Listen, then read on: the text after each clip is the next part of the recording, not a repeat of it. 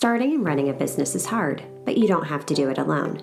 Whether you're an established business owner or thinking about starting a side hustle to earn extra income, I am here to teach you how to show up as your unfiltered self, level up your business, and thrive as a mompreneur. Let's embrace the chaos and start enjoying the journey together.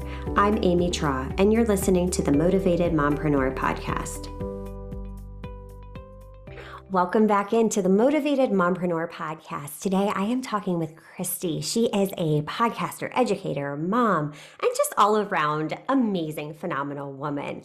So today we are talking all about finding who we are outside of being mom and pivoting and mom guilt and just all of the things related to mom life. And I am so honored to have her here today. So without further ado, Chrystie, welcome into the podcast. Oh my gosh, what an introduction. Thank you for having me. Oh my gosh, it's my pleasure. So tell our listeners more about yourself, who you are, what you do, and who you serve. My name is Chrystie. I am first and foremost a believer. I'm a wife to Frank of almost 11 years. I have 3 kids. 2 of them are bonus from my husband's first marriage, 19-year-old Malcolm and 17-year-old Addison. And then I have an 8-year-old son. He's biologically ours.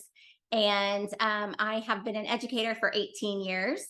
And I am also a podcaster. I have a podcast called Start Scared, and I really am passionate about empowering moms to remember who they are outside of being a mom still matters. And I just am just so excited to be here, and thank you for having me.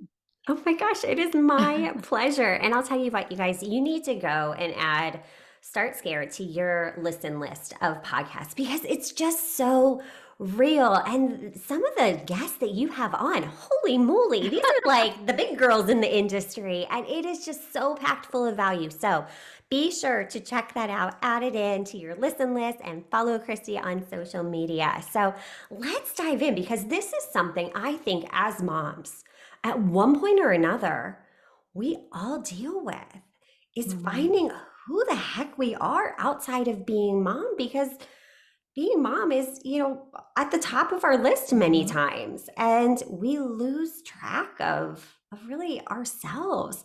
So where do we even start to find who we are again? I always think back to that question because, and I think it's such a great and powerful question, because when you try to think back on like who you are outside of being a mom, if you're anything like me, you get stuck. And you're like, do I have any hobbies? Do I even like to do anything? And all you can remember is being knee deep in mom life and, changing diapers if that's the season you're in, or going back and forth between extracurricular activities if that's the season that you're in. But really, who is Chrystie outside of being a mom? Who is Chrystie outside of being a wife? Who is Chrystie outside of being a teacher? And I really had to dig deep and think back. What are the things that I liked to do before I became a mom? What were the hobbies that I had, or what were the things that, lit my soul on fire? And I really had to sit with that. And I really had to think about what that looked like, because being an adult is so overwhelming and so consuming.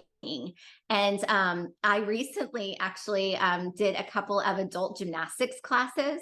And that was so fun because I was a gymnast for 5 years. And then I was a competitive cheerleader for 10. So I used my tumbling abilities then. And so I really wanted to do something again that I was passionate about in my younger days. And I was terrified to do it because I'm like, not the same body as I was when I was 18. And I'm like, can I even like flip over? But man, it's like muscle memory. I haven't smiled that much. I haven't laughed that hard. And I mean, it was so much fun. And so I encourage you to really just think back. If you're really like, I don't know who I am outside of being a mom, think back to those things that just brought you so much joy when you were younger, whether it was singing or dancing or cheerleading or whatever it was, or playing the clarinet. Go and take a lesson or go and do that thing and see if it still lights your soul on fire, because I'm gonna be willing to bet $20 that it's going to light your soul on fire if it did when you were younger too. Oh my gosh, I love that because it's such a simple thing to do. Yet we don't take the time to actually reflect back and be like, okay, who was I before Mhm. stepping into this amazing role? Don't get me wrong, we're not discounting motherhood at all. No. I mean, it is the most challenging yet most rewarding job Mhm. ever. But yeah, we forget. And just thinking back to like, what did I do for fun? Because we all had hobbies, we had interests, we had things that Mhm. lit our souls on fire. And I guarantee you, if you look, the opportunities are out there that Mhm. you can pursue these things, just like you did with gymnastics. I mean, that is Mhm. amazing. I know I've seen, dance classes around here for adults, all sorts of different things that you can get involved in. You just have to be open to the opportunity and seek them out because they're out there. And yeah, like you said, you had fun because Yeah. Oh, so fun.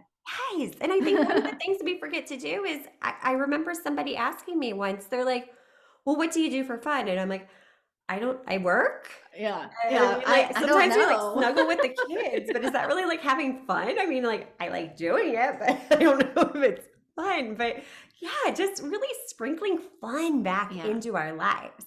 And I also like to think about it as like you're setting the example for your kids too, Yes. that life doesn't begin and then end when you have kids, right? And so, again, like who you are outside of those hats that you wear still matters. And then imagine that ripple effect that you're going to have with your kids, seeing you have fun, seeing you pursue a passion, seeing you pursue a dream, that they're like, oh yeah, I mean, yes, this is the best job ever, but I still matter too.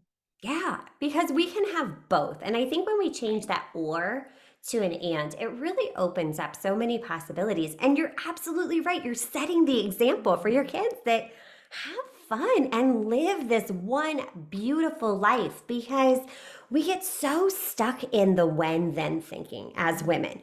When the kids are older, then I'll do that. This. When I have the house paid off, then I'll take the trip.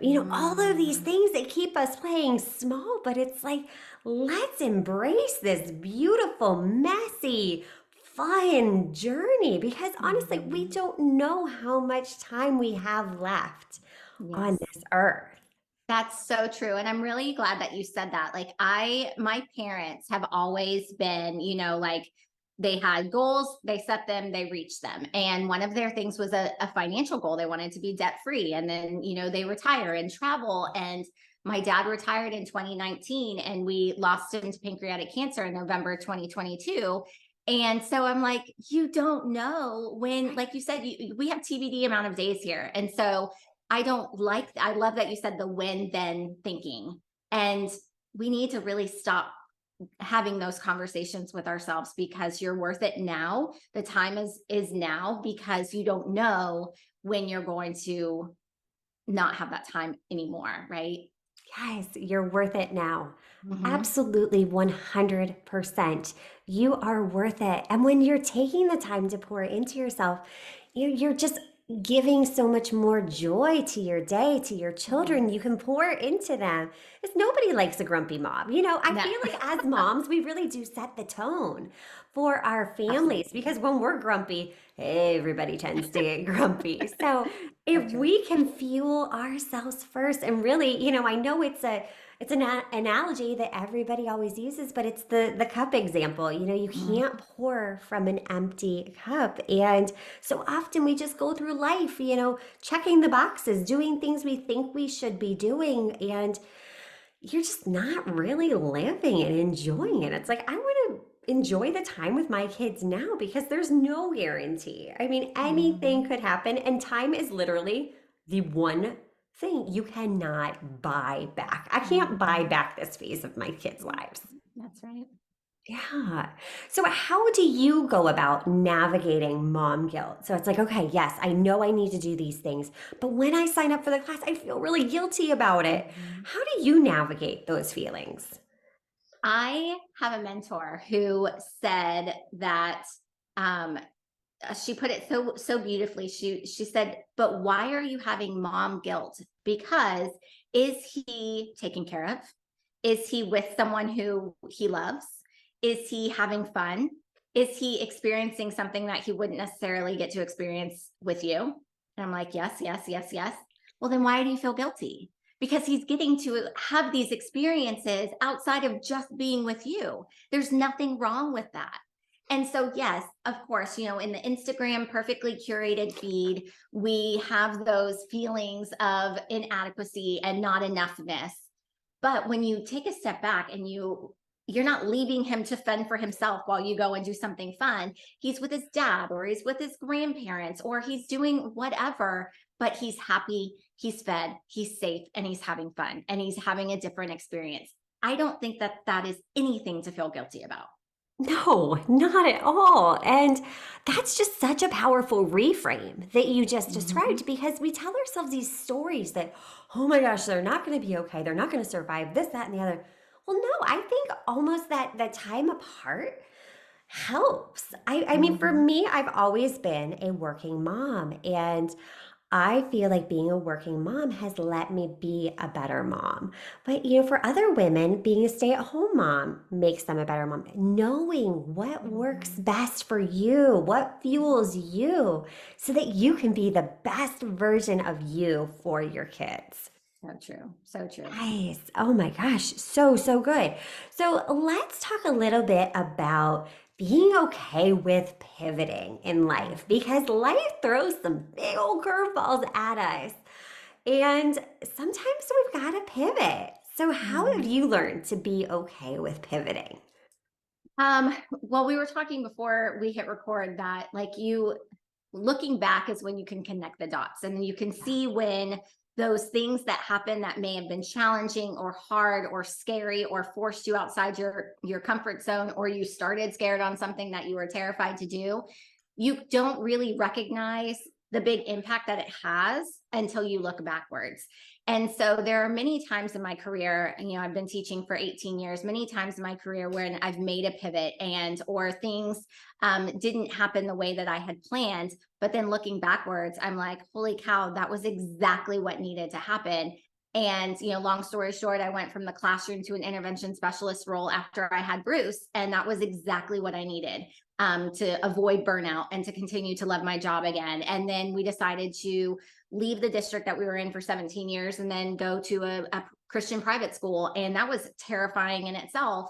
But then looking back, I'm like, we made such a good decision because this is such a powerful place for Bruce to be. And now I'm sitting in a situation at the time of this recording that my job may look different in the fall when this releases. And I don't know what that's going to be, but I have full trust that it's going to be exactly what I need in the future. It may be scary now, but I have full faith that it's going to be what I've been praying for and what my family needs and how I can better serve my family and other people.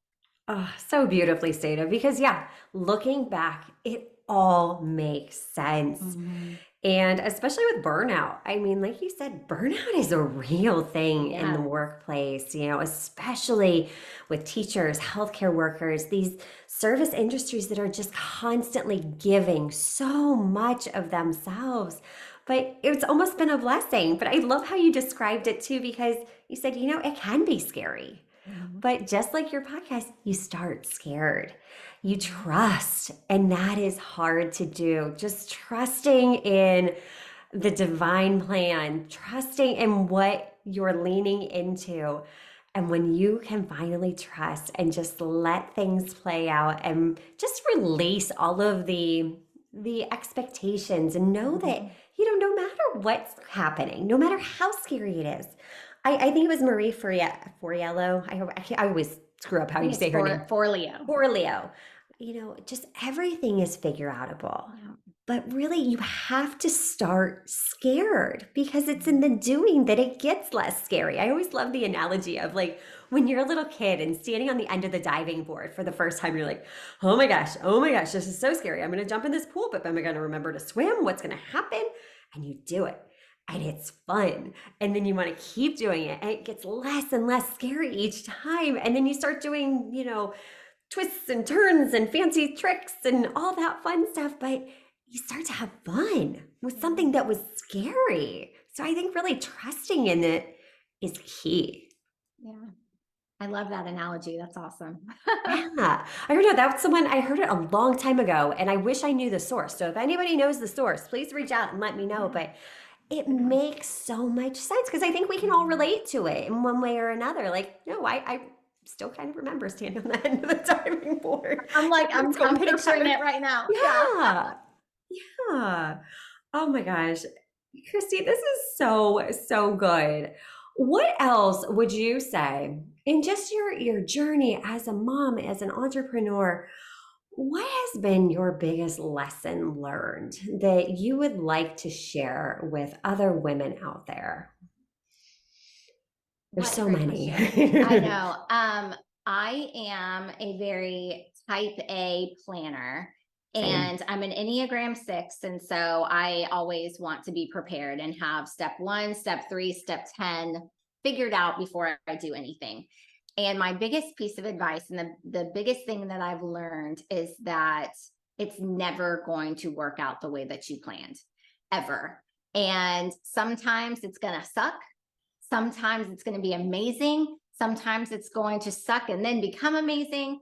But those plans that you have sometimes need to just go to the wayside, and just remember that it's not going to happen the way that you planned, and that is okay.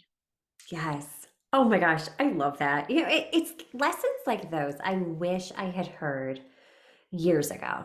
Just learning, embracing, just really this, even the process of owning a business, it's such a self discovery process. I mean, just the mindset piece and the personal development is just absolutely crazy because we can be our biggest cheerleader, yet we can be the one to tear ourselves down so quickly.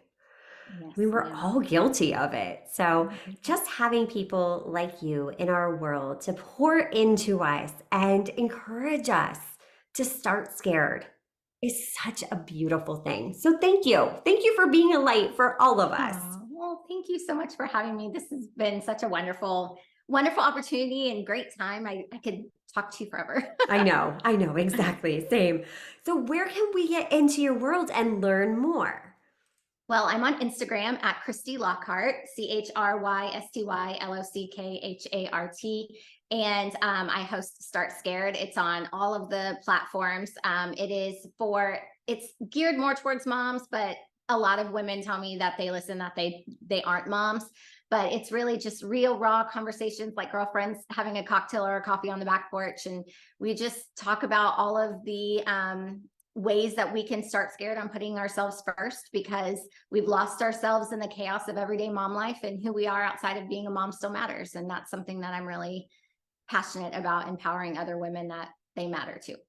Exactly. And through having more and more conversations like this, we bring awareness to it. We can create that change. We can change the narrative that you can have both. You can be mom Mhm. and you. You can be mom and a business owner. You can be all of the things that you desire when you start scared. That's So, exactly right.